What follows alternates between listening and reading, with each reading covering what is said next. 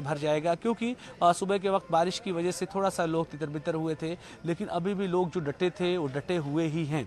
तो ऐसे में एक बड़ी ख़ास बात है कि जो वीआईपी मूवमेंट है उनको लेकर के भी सतर्कता पूरी तरह से इटावा में है। इन्फोर्समेंट की तमाम एजेंसियों को भी अलर्ट किया गया है और आप इस बात से अंदाज़ा लगा सकते हैं कि इटावा समेत मैनपुरी और आसपास के ज़िलों में शिकोहाबाद, फिरोज़ाबाद, आगरा में होटल्स तक खाली नहीं थे। तो आप इस बात से अंदाज़ा लगाइए कि लोग कितने मुस्तैद थे उनसे मुलाकात के लिए या रिहाइश पजीद होने के लिए। कितने सारे लोग पूरे हिंदुस्तान से निकल करके आए। अभी एक शख्स मुझसे मिले जिन्होंने अहमदाबाद में खबर सुनी कि उनका निधन हो गया। वो बाई एयर 7:55 की फ़्लाइट से लखनऊ आते हैं और रात भर सफ़र करके सुबह सुबह यहाँ पहुँच जाते हैं। तो ऐसे में ऐसी कई सारी किस्से कहानियाँ अभी यहाँ मौजूदा वक्त में मौजूद हैं। एक 14 साल का लड़का जो कि गोंडा से अकेले बस से बैठ करके चला आया।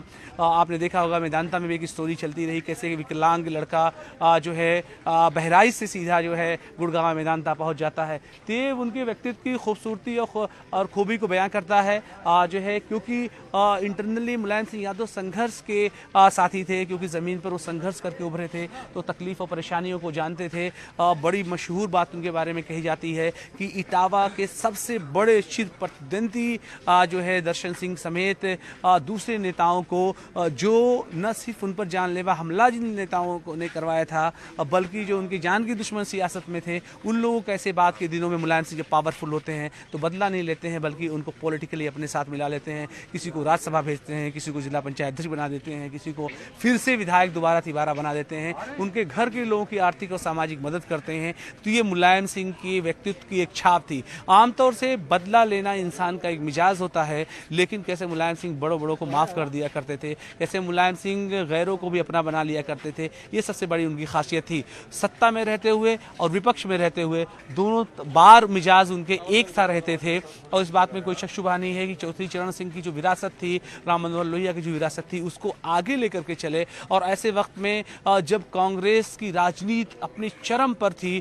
तो ऐसे में कांग्रेस को चैलेंज करने वाला कम से कम उस वक्त कोई नज़र नहीं आता था। लेकिन इमरजेंसी से लेकर के बाद के दिनों में जब जनता पार्टी की सरकार बनी, तब भी मुलायम सिंह यादव ने अपने राजनीति का न सिर्फ लोहा बनवाया, बल्कि जब एब्सोल्यूट मेजॉरिटी के साथ कांग्रेस हर तरफ जीत हासिल करती थी, तब मुलायम सिंह ने इस बात का एहसास कराया कि वो सियासी तौर से कितने मजबूत हैं। यही नहीं बल्कि वो किस्मत का मामला रहा कि वो प्रधानमंत्री बदकिस्मती से नहीं बन पाए, लेकिन उन्होंने कई प्रधानमंत्रियों को बनवा दिया। चंद्रशेखर की बात करें, एच.डी. देवगौड़ा की बात करें, इंद्र कुमार गुजराल की बात करें, तो तमाम नेताओं को प्रधानमंत्री बनाए जाने के पीछे बहुत बड़ा हाथ। ये पुराने घर की तस्वीर उनकी है, क्योंकि उजाला साफ हो गया तो पुराने घर की उनकी तस्वीर आप देख सकते हैं। जो पैतृक उनका मकान है, उसी मकान के सामने उन्होंने दूसरा मकान बनवाया था। तो जिस बात का जिक्र मैं कर रहा था कि प्रधानमंत्री को चुनने का जज्बा था मुलायम सिंह यादव ने। मुलायम सिंह यादव ने ये तय किया कि आखिर कौन प्रधानमंत्री बनेगा कि नहीं। वो प्रधानमंत्री बनते बनते रह गए। वो किस्सा बड़ा मशहूर है कि हरकिशन सिंह सुरजीत अगर रशिया ना गए होते तो शायद वो प्रधानमंत्री होते, क्योंकि हरकिशन सिंह सुरजीत जो है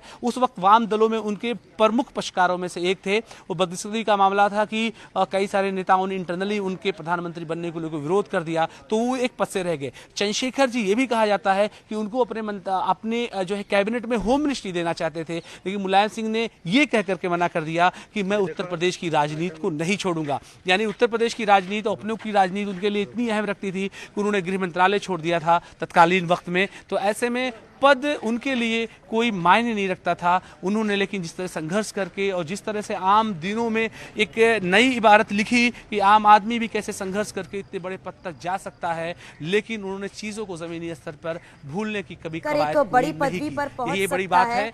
ये बात मुलायम सिंह ने आम लोगों को सिखाया। हमारे साथ हमारे सहयोगी जो है अमित गंजू भी हमारे साथ जुड़ गए हैं।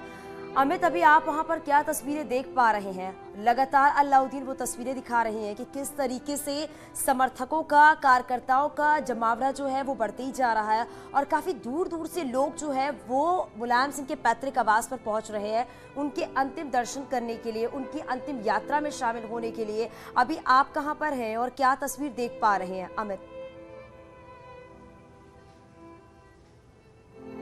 देखिए, मैं आपको बताना चाहूँगा, निश्चित तौर पर मुलायम सिंह के कद का कोई दूसरा नेता नहीं है जिसकी वानगी अब देखने को मिल रही है। निश्चित तौर पर उनके जो फैन फॉलोअर्स हैं या उनके अनुयायी हैं या उनके जो उनसे इंटरेक्ट हुए या उनसे कभी एक बार मिले, वो हमेशा उनके दिलों में मुलायम सिंह की एक छाप बनी है और आजीवन बनी रहेगी।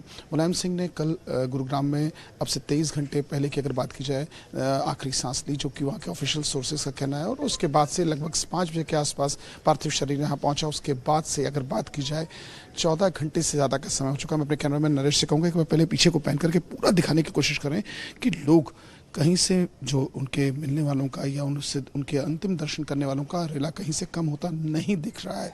ये स्थिति पूरी रात चली, जबकि बूंदाबांदी हुई, बारिश हुई, लेकिन लोग जस्ट के डर बैठे, कुछ खड़े हैं, कुछ पार्क में, कुछ चेयर्स पे बैठे हैं, कुछ लोग और वेट कर रहे हैं कि अंतिम यात्रा में शामिल कैसे हों। वो अपने आप को कहीं ना कहीं ये एक परिवार का हिस्सा मानते हैं, इस मुलायम सिंह यादव के परिवार का हिस्सा मानते हैं। इसलिए वो सिर्फ उनके नेता नहीं, किसी के गार्जियन, किसी के भाई, किसी के अपने नियरेस्ट मानते थे। ये वजह है कि आज उनके ना रहने पर उनकी इस अंतिम यात्रा को लेकर देखिए, जहां तक कैमरे की नजर जा रही है, लोग मौजूद यहाँ हैं। कम से कम दूर दूर तक लोगों का जमावड़ा लगता चला जा रहा है और कहीं ना कहीं लोग एक एक करके यहाँ पहुंचते चले जा रहे हैं। अगर सुरक्षा की बात करें, मैं अपने कैमरामैन से कहूँगा सुरक्षा का दृश्य दिखाने की कोशिश। जवान किस तरह मुस्तैद हैं, बारिश हो कुछ हो, पूरे परमानेंट ड्यूटीज लगाई गई, एडमिनिस्ट्रेटिव ऑफिसर्स ने, उसमें जो रिजर्व फोर्स भी लगाया गया, कांस्टेबल्स भी हैं, लेडी कांस्टेबल्स भी, हर व्यक्ति आप देख सकते हैं कि अपनी ड्यूटी पे मुस्तैद। यहाँ तक कि पीएससी के जवान भी यहाँ लगाए गए हैं। ये सब पीएससी के कांस्टेबल्स हैं, जवान हैं, जो अपनी ड्यूटी पर यहाँ मुस्तैद हैं।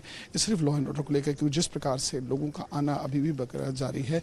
इसमें सिर्फ उत्तर प्रदेश के अगर हम बात करें, सिर्फ इटावा के जिसे कहते हैं यादव लैंड, वो नहीं है। इसमें मेरठ भी है, मुजफ्फरनगर भी है, सहारनपुर भी है,